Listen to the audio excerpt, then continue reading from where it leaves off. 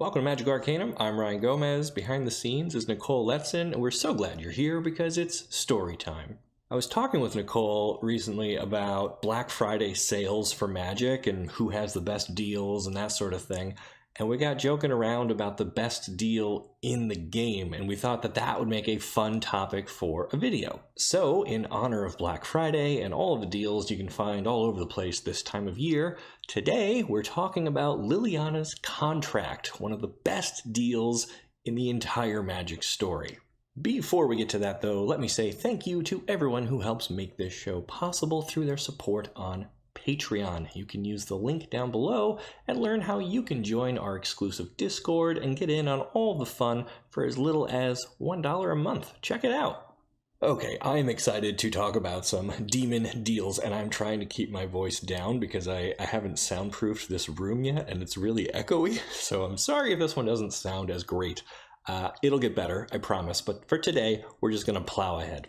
It all starts with an event called the Mending. You see, in the early Magic story, planeswalkers were all-powerful, practically godlike. And as they ran around Dominaria fighting each other, their use of magic opened up these time rifts all over the place. These time rifts threatened to consume and destroy everything. It was a really big problem. But a few planeswalkers managed to stop all of the rifts by sacrificing their life or their spark. This fixed things, but as the multiverse healed from the time rifts, all the remaining planeswalkers were seriously weakened. A sort of cosmic balance was achieved, and the planeswalkers were no longer the godlike beings that they previously were. So in the game now, most of the planeswalkers you know come from what's called the post-Mending era, and they are still very powerful characters, but not as powerful as the ones from way back in the day. Liliana Vess is one exception. She was born before the Mending and had a great deal of power before the Mending took it all away. Having tasted that level of power once, she became obsessed with finding a way to get it back again. And since black is the color willing to achieve greatness at any cost, our dear Liliana managed to strike a deal with 4 different demons on 4 different planes. Now, I'll tell you, I do some research for these videos because even I have not read every Magic book out there. But I was able to find almost nothing pertaining to the details of this contract. I mean, it's probably spelled out in some book somewhere, but if you go to the official Magic website and look up Liliana, all it says is that she made a deal to conquer death, which you can interpret any number of ways. Her bio on this page is also laughably out of date. It calls attention to the War of the Spark Ravnica novel, which was a full 2 books ago already. I did turn up an article from Wizards of the Coast when they revealed Liliana of the Veil from Innistrad, which mentions her having to give up her soul to the demons. But I didn't find much about that afterwards, so I think that kind of gets dropped. And by the way, in this article from 2009, they mention how powerful 3-mana planeswalkers already are. So that's a lesson that they had learned 10 years before Oko and Baby Teferi. Just saying. Anyway, the actual terms of her contract are difficult to identify. So I'm going to say it like this. Liliana made a deal in which she would get to live forever and retain her youth and beauty, but she would also be a servant to these 4 demons for all eternity. Which is already really confusing because do these demons know each other? They're on different planes, and demons shouldn't know that planes are a thing. They should each think that their plane is all that there is, just like every other non-planeswalker character in Magic. Does each demon provide a quarter of Liliana's immortality and thus get a quarter of her servitude? None of this makes sense. Also, the details of this contract are etched into Liliana's skin. That's what those purple lines are that you see sometimes. Whenever she taps into her powers, the inscription, tattoos, whatever, they glow, they light up to remind her of this debt. Liliana appreciated this mastery over death, but she was not keen on being anyone's slave, so she decided the best way to break her contract was to kill the 4 demons who had authored it. And so we get to look at their cards, starting with the most demanding of the bunch. This is Kothophed, Soul Hoarder. And I think he's the only one who actually made use of Liliana as a slave, because he sent her to retrieve a very powerful magical artifact known as the Chain Veil.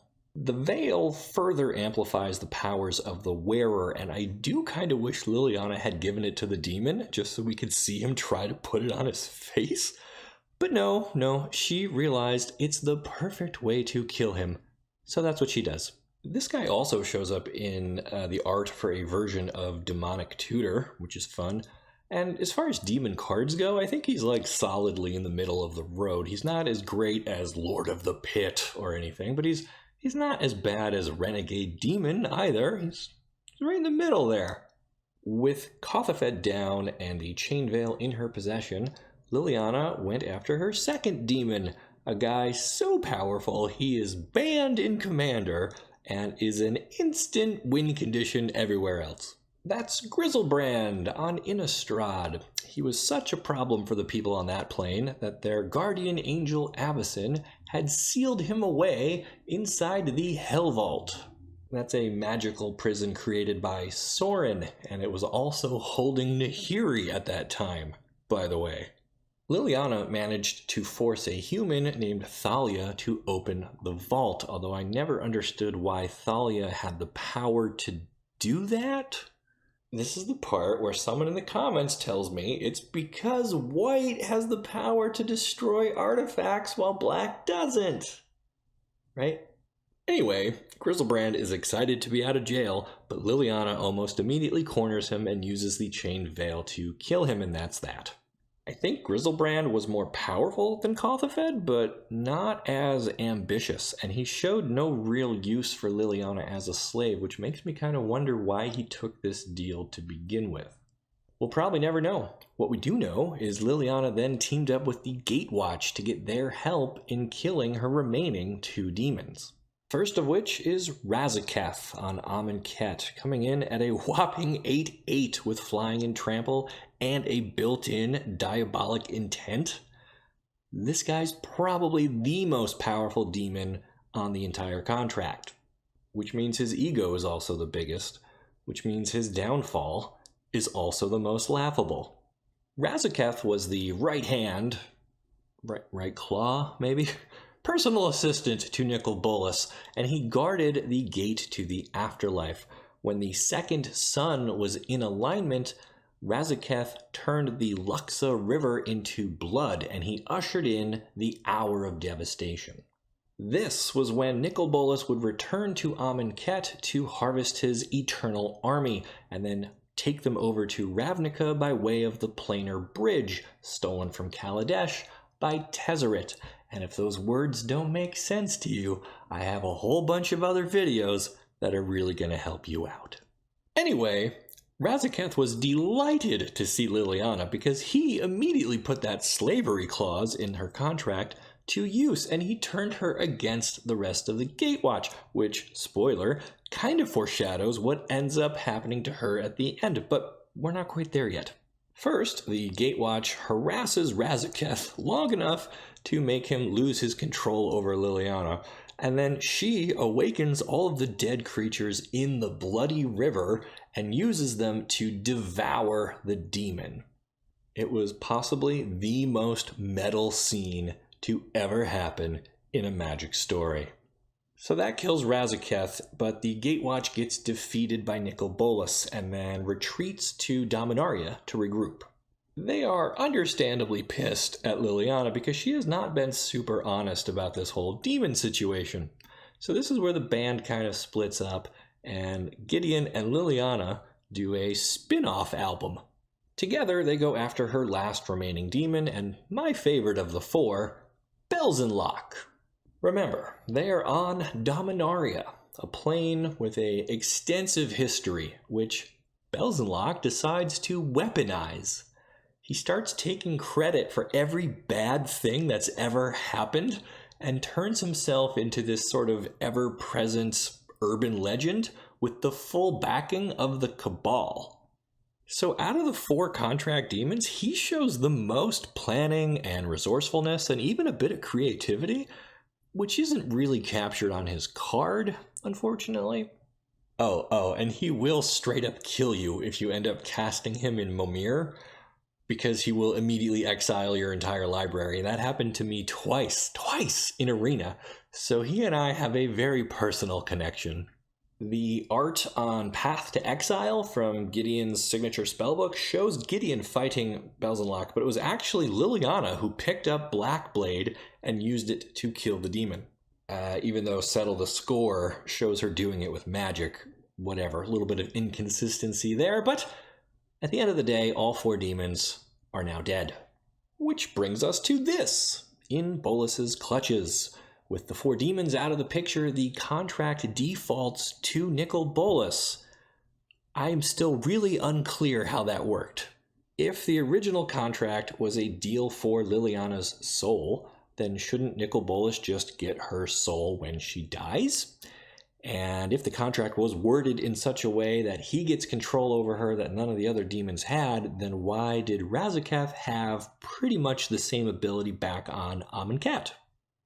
So this is why I kind of jokingly refer to this as the best deal in all of Magic, because it seems to change based on what the author needs at any given time in order to make the story work, which is the exact opposite of how a contract is supposed to be, right?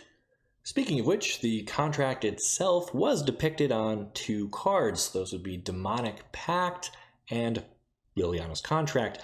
Neither one really captures the theme of becoming immortal or offering up your soul, but in my opinion, they are still 2 really cool cards, and they have a cool flavor all of their own, and I just said cool twice like an idiot. At the end of War of the Spark, Liliana does turn against Nicol Bolas, who then starts to slowly kill her, giving Gideon time to sacrifice himself so that Liliana may live. Now, back on Dominaria, Nicol Bolas told Liliana that if she betrayed him, she would, quote, age hundreds of years in moments. But that is not what happened on Ravnica. What this means for the contract is unclear. Liliana still seems to have the eternal youth and beauty and all the powers granted to her by the contract, but nobody has a claim to her soul, even though Nicol Bolas is still alive. So I guess we just have to accept this hand-waving and consider Liliana to now be free of her contract and have powers reasonably close to what she had pre-Mending, although she did give up the Chain Veil, so now she's got to make do with her own magic. But I can't leave you like that, right? We gotta do Mustache Minute, right? We gotta talk about one more demon contract out there. Ready? Let's go! Let me tell you about Davriel Kane, a man who makes contracts with demons, and he does it way better than Liliana ever did. In his expertly written book, Children of the Nameless, Davriel explains exactly what you have to do to get a good demon deal, and that is, quite simply, get the demon's interests to align with your own. So for example, he offers one demon his soul, but only if he doesn't die before age 65 or something. It doesn't matter, I don't remember exactly, but you get the idea. You see, demons live for a really long time, so they don't mind waiting, but now, that whole time, they're going to be working for you because they want to keep you alive so they can ultimately collect on that soul. And Davriel always includes loopholes for himself in these contracts. In this case, he has actually already died once, but the demon doesn't know that. So the demon is going to keep fighting to keep Davriel alive and never be able to collect on that soul because the contract has been in default since the very beginning. Again, this is completely opposite from how Liliana's contract was structured. Remember, those 4 demons had to share one soul when she died, I guess, but in the meantime, they had to grant her eternal beauty and pretty much immortality, and she was also their slave, but not really, except for that one time Razaketh turned her into like a puppet. It just didn't make any sense. Hopefully Davriel becomes a bigger part of the stories and we get to see some more clever demon contracts. What do you think those would look like as cards? Let me know down in the comments. Then make sure you like this video and subscribe to the channel so you don't miss the great stories you'll only find here on Magic Arcanum. I'll see ya!